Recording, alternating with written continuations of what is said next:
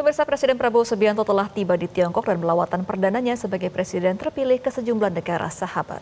Sejumlah agenda strategik baik domestik maupun global akan dihadiri dan menjadi poin penting kunjungan Presiden Prabowo. Dan untuk mengulasnya lebih dalam, kami akan langsung berbincang dengan pakar hubungan internasional Profesor Hikmahanto Juwana. Prof. Hikmah, selamat pagi. Selamat pagi, Kema. Selamat pagi, Jose. Ya, Prof, membahas mengenai sejumlah agenda yang akan dikunjungi oleh Presiden Prabowo nih. China menjadi negara pertama yang dikunjungi Presiden Prabowo, Prof. Apakah ini ada sebuah makna simbolik dan bagaimana trajektori kerjasamanya dengan AS dalam kaitannya kepada dua kekuatan utama secara global? Pertama, saya ingin menekankan kembali ya bahwa kunjungan ini sangat historis gitu ya. Karena apa? Karena sepengamatan saya, presiden-presiden di Indonesia ketika beliau-beliau dilantik, beliau akan melakukan perjalanan ke negara-negara ASEAN. Tetapi ini tidak ke Cina, kemudian ke Amerika Serikat. Ini menunjukkan apa? Bahwa Pak Prabowo, sebagaimana yang beliau ucapkan di dalam pidato sambutan di depan MPR ketika beliau dilantik, eh, terwujud. Artinya Indonesia ingin beliau posisikan sebagai sebuah negara besar. Dan terus terang, ini untuk mengatur jadwal datang ke Cina dulu, ke Tiongkok, lalu kemudian ke Amerika Serikat, bukan hal yang mudah karena biasanya kita harus antri untuk mendapatkan undangan seperti ini dari negara-negara besar. Belum lagi beliau bisa atau timnya bisa membuat sedemikian rupa jadwal itu bahwa akan ke Tiongkok dan pada waktu yang tidak terlalu lama karena dengan pesawat langsung ke Amerika Serikat, Washington DC. Ini menunjukkan bahwa memang Indonesia layaknya gadis cantik yang sedang diperebutkan.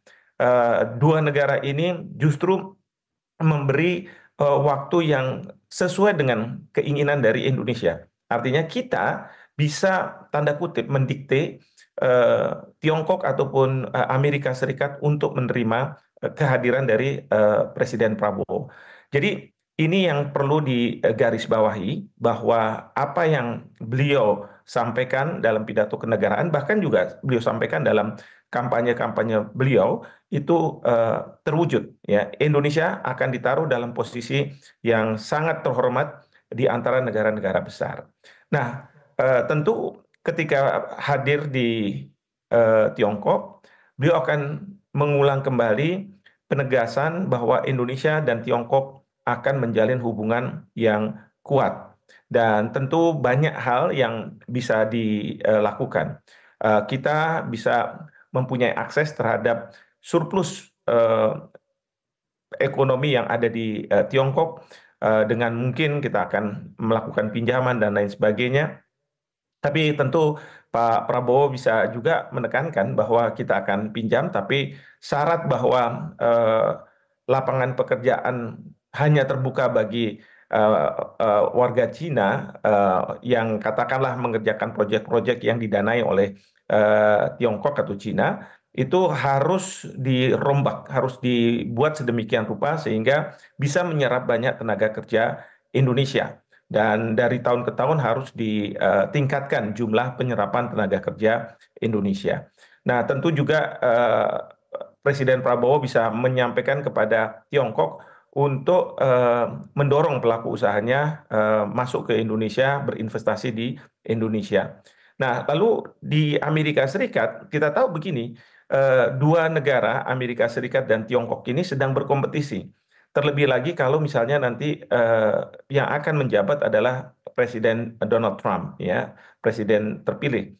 Eh, Pasti mereka akan head to head atau apa namanya bersaing secara keras begitu terkait dengan masalah ekonomi. Nah, disinilah Indonesia bisa melakukan dua hal. Pertama adalah meredam kompetisi di antara dua negara besar di Asia Pasifik berubah menjadi kerjasama yang positif bagi Asia Pasifik.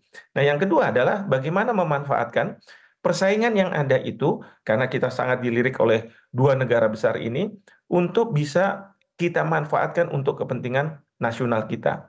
Nah, tentu di Amerika Serikat ini yang saya dengar Presiden Prabowo tidak hanya bertemu dengan Presiden Joe Biden, tetapi juga Presiden terpilih Donald Trump. Nah, ini penting karena apa?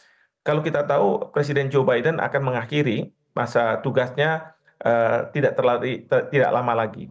Nah, oleh karena itu pertemuan dengan Presiden terpilih Donald Trump mempunyai makna yang penting karena apa? Sebelum dilantik menjadi presiden, Presiden Prabowo mempunyai kesempatan untuk membangun hubungan yang lebih kasual, lebih informal dengan Presiden terpilih Donald Trump. Dan ini penting kadangkala untuk supaya hubungan antar dua negara itu bisa maksimal adalah bagaimana para pemimpinnya punya hubungan kedekatan. Sehingga Baik. suatu ketika nanti kalau ada kebutuhan-kebutuhan tertentu, bukannya tidak mungkin Presiden Prabowo tinggal angkat telepon dan berbicara dengan Presiden terpilih Donald Trump atau sebaliknya. Jadi inilah makna dari kunjungan dari Presiden Prabowo ke dua negara ini. Demikian. Oke, baik.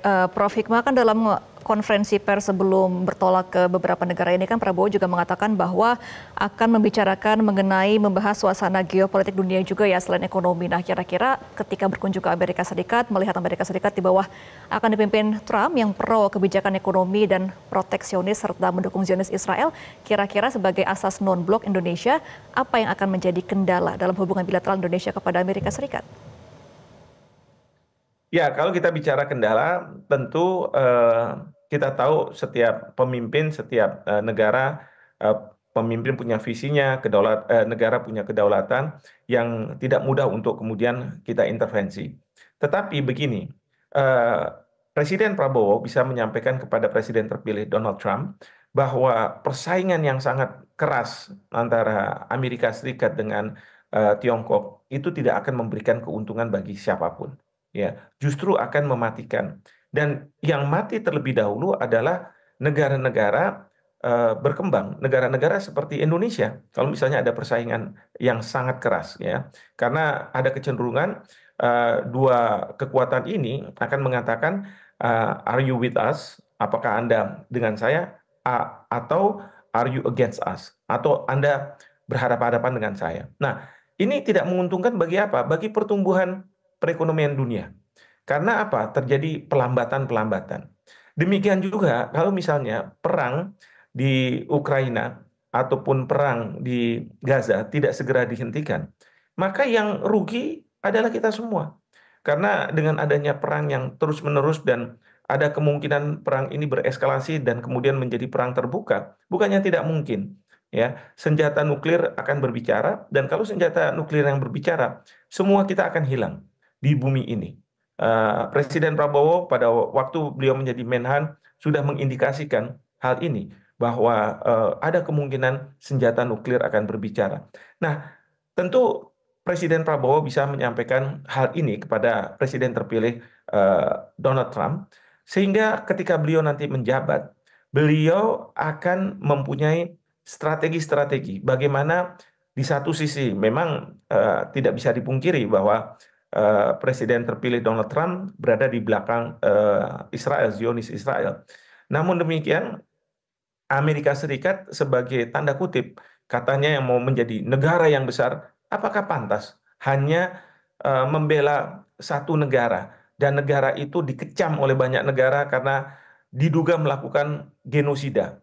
Ini yang harus disampaikan oleh Presiden Prabowo bahwa Amerika seharusnya seperti masa lalu, dia adalah penjaga moral dunia, penjaga dan memastikan bahwa negara-negara menjalankan hubungan mereka secara sehat, sesuai dengan aturan-aturan yang berlaku, hukum internasional dan sebagainya. Dan ini sesuatu yang dilanggar oleh Israel selama ini. Nah, jadi Presiden Prabowo mungkin bisa juga menyampaikan kalau Amerika Serikat di bawah Presiden terpilih Donald Trump bisa meminta Israel untuk tidak lagi menyerang Gaza, tidak lagi menyerang Iran, maka Iran pun kita bisa juga sampaikan bahwa Iran jangan lagi melakukan serangan ke Israel ataupun proksi-proksinya, tapi dengan janji dari Presiden terpilih Donald Trump bahwa Palestina akan segera dimerdekakan. ini sesuatu yang mungkin menjadi terobosan, ya terobosan untuk disampaikan, dan mungkin nantinya harapan kita Presiden terpilih Donald Trump akan memikirkan masalah ini, sehingga apa? Kita ingin two state solution itu memang terwujud, ya two state solution itu di mana ada negara merdeka Palestina dan sebelahnya adalah negara merdeka Israel.